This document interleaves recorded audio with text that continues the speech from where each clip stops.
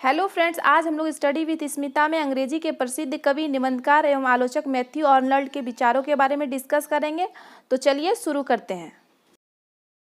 अंग्रेजी साहित्य जगत में मैथ्यू आर्नल्ड का आविर्भाव उस समय हुआ जब रोमांटिक युग समाप्त हो चुका था एवं विक्टोरियन युग अपनी पराकाष्ठा पर था। मैथ्यू आर्नल्ड एक कवि, निबंधकार एवं आलोचक हैं, लेकिन एक कवि से अधिक उन्होंने एक आलोचक के रूप में ज़्यादा ख्याति प्राप्त की थी। आधुनिक अंग्रेजी आलोचना मैथ्यू आर्नल्ड से ही आरंभ होती है। इनको प्रथम आधुनिक आलोचक कहा गया है। इनका जन्म 24 दिसंबर 1822 ईस्वी को हुआ था एवं इनकी मृत्यु 15 अप्रैल 1888 ईस्वी को हुई थी। इनके पिता doctor Thomas Arnold rugby school के हेडमास्टर थे। इनकी शिक्षा क्रमशः लेलेहम, रग्बी तथा ऑक्सफोर्ड में हुई। 1857 ईस्वी में ये ऑक्सफोर्ड यूनिवर्सिटी में कविता के प्रोफेसर के रूप में नियुक्त हुए। प्रारंभ में इनकी रुचि काव्य रचना की ओर थी। 1843 ईस्वी में इनकी क्रॉमवेल कविता को पुरस्कृत भी किया गया। इनके काव्य संग्रह में संकलित रचनाएं Sohrab and Rustum, scholar gypsy, Thyrsis तथा डोवर बीच काफ़ी प्रसिद्ध हुई। उनकी प्रमुख काव्य कृतियाँ हैं द स्ट्रैंड रेवलर 1849 ईस्वी, एम्पेडोक्लस ऑन एटना 1852 ईस्वी, पोएम्स बाय मैथ्यू आर्नल्ड 1853 ईस्वी, पोएम सेकेंड सीरीज 1855 ईस्वी, मेरोब 1855 ईस्वी, न्यू पोएम्स 1857 ईस्वी। आर्नल्ड धीरे धीरे आलोचना की ओर झुके। 1865 ईस्वी में इनके आलोचनात्मक निबंधों का संग्रह एसेज इन क्रिटिसिज्म का पहला भाग प्रकाशित हुआ। इसी निबंध का दूसरा भाग 1888 ईस्वी में प्रकाशित हुआ। 1869 ईस्वी में इनकी एक महत्वपूर्ण रचना सामने आई, कल्चर एंड अनार्की। इन रचनाओं के माध्यम से इन्होंने आलोचना के कार्यक्षेत्र को अत्यंत विस्तृत कर दिया। 1873 ईस्वी में इनकी एक पुस्तक आई, लिटरेचर एंड डोगमा। 1875 ईस्वी में गॉड एंड द बाइबल। 1877 ईस्वी में essays on church and state. इन पुस्तकों में आर्नल्ड ने धर्म की हठधर्मिता का विरोध किया है तथा धर्म के काव्यप्रक एवं उदार रूप की व्याख्या की है। आर्नल्ड ने काव्य में रोमांटिक, स्वच्छंदतावादी मान्यताओं का खंडन किया और प्राचीन क्लासिकल अभिजात्यवादी सिद्धांतों की पुनः स्थापना की। उनके विचार से क्लासिकल यूनानी चिंतन और सिद्धांत ही अनुकरणीय है, विशेष रूप से अरस्तू तथा होमर के विचार। इनके अनुसार जिस कविता में आदर्श या उपदेश नहीं है वह बेकार है। अतिशय गंभीरता, हाई सीरियसनेस को उन्होंने काव्य का बहुत बड़ा गुण माना है। आर्नल्ड काव्य को नैतिक एवं सांस्कृतिक उन्नयन का साधन मानते हैं।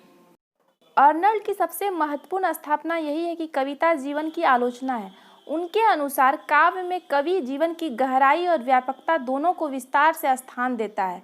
डॉक्टर निर्मला जैन के शब्दों में कहे तो उनकी दिलचस्पी कविता क्या है की अपेक्षा कविता क्या करती है में अधिक थी। काव्य और विज्ञान के बारे में अपने विचार व्यक्त करते हुए मैथ्यू आर्नल्ड कहते हैं कि काव्य विज्ञान का विरोधी नहीं अपितु उसका पूरक है।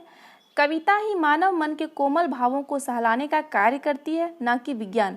अतः जैसे जैसे विज्ञान की उन्नति होती जाएगी वैसे वैसे कविता का महत्व भी बढ़ता जाएगा। मैथ्यू आर्नल्ड ने जिस आलोचना पद्धति की नींव डाली आज उसे तुलनात्मक आलोचना कहा जाता है।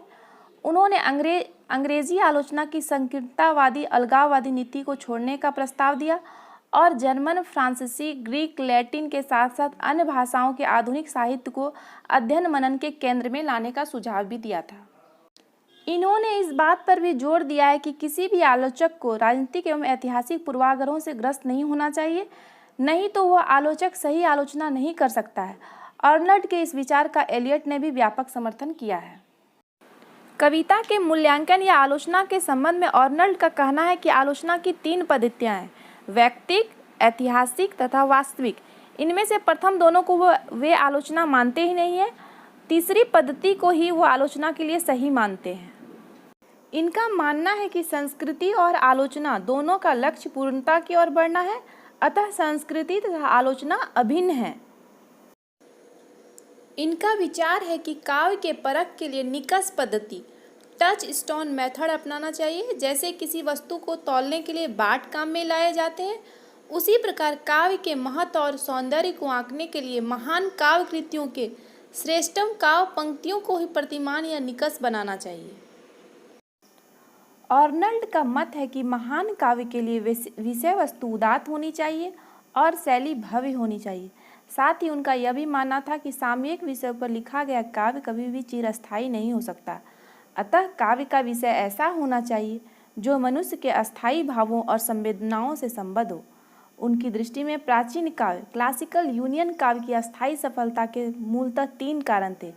पहला कारण कार्य व्यापार की महत्ता, चरित्रों की उदात्तता, स्थितियों की तीव्रता। इस प्रकार उन्होंने काव्य कर्म में 4 बातों पर विशेष ध्यान दिया है। पहला, काव्य की विषय वस्तु महत्वपूर्ण हो। दूसरा, रचना प्रक्रिया के क्रम में संरचनात्मक अन्विति, अनुपात तथा सामंजस्य पर ध्यान होना चाहिए। तीसरा, वर्णन में भव्य शैली, ग्रांड स्टाइल का प्रयोग आवश्यक है।